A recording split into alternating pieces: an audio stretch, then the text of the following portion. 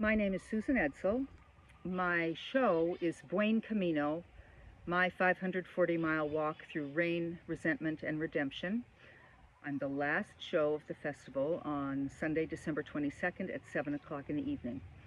Jessica asked me to reflect on my creative process, and I wasn't quite sure what would be most helpful, so I'm just going to go through the what is at the base of how I think about my creative work.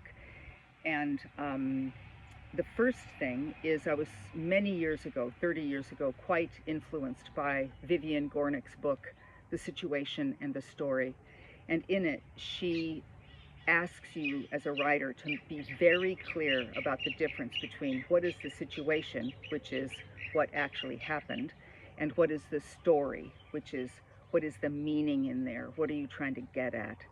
And that has influenced my creative process ever since, to be very clear about the difference between what is the situation and what is the story. It helps me decide what to illuminate, what to cut, what to linger on, and what to skip. And the first gut punch of that was when I first decided to write a one-person show. This is my first one. I was in Spain and I had 6 days of rain, and I wrote. I wrote 4.5-hour show. Fabulous. And tried to get an appointment with Jessica. I knew she would turn me down, but she didn't.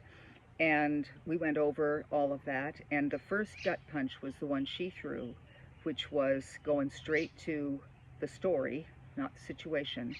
And she said, I think you have to start with Jim's death. Now, Jim's death wasn't in the 4.5-hour show that I wrote, but that was the story. And so, of course, I'm sure I burst into tears. I can't remember it specifically, but I think I've cried on every Zoom call I've been on with Jessica, because I'm constantly being pushed to get at those circumstances that illustrate the story, to dig deep, to go where I don't want to go, to say what scares me, to illuminate what happened. So the situation in my story is I walked 540 miles in the rain from Saint-Jean-Pied-de-Port, France to Santiago. The story is how my profound despair got transformed into purpose. And so what I have had to pick as illustrations of that in the play to illustrate the story, to demonstrate the story, is embarrassing. It's my anger, my righteousness, my martyrdom.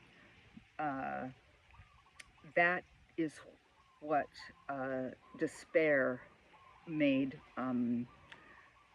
was on the outside of my skin. And it is what I talk about in my show, illustrate in my show, in order to show how that got transformed into purpose. The second thing that always influences my creative work is some work I did on the administrative side when I was with a theater, and we had what was called the Invisible Theater Project. And the point of that project was to have patrons to the theater leave not talking about the play, not talking about the performances, but talking about what was going on in their heart, what affected them, how they felt, so that all of what was theater was invisible, and what was visible was the effect that the theater had on them. And so that informs my creative process, because I want that to be the experience of the theater goers in my show. I don't know if it will be, but I'm not interested in being, lauded as a decent actor or, wow, what a story. But I want people to have been stirred, to have stuff stirred up in them. And so I try to emulate the principles we used in the Invisible Theater Project. And so those two things inform my process. They force me to dig deep. They force me to skirt nothing. and they inform what I leave out. Uh, Sometimes I get afraid that this process is asking way more of me than I can give, but that's never been true. Almost every time it's been true that I don't want to give it, and then I do, and that informs my creative process. So we'll see if I succeed December 22nd. Maybe I'll see you there. Bye.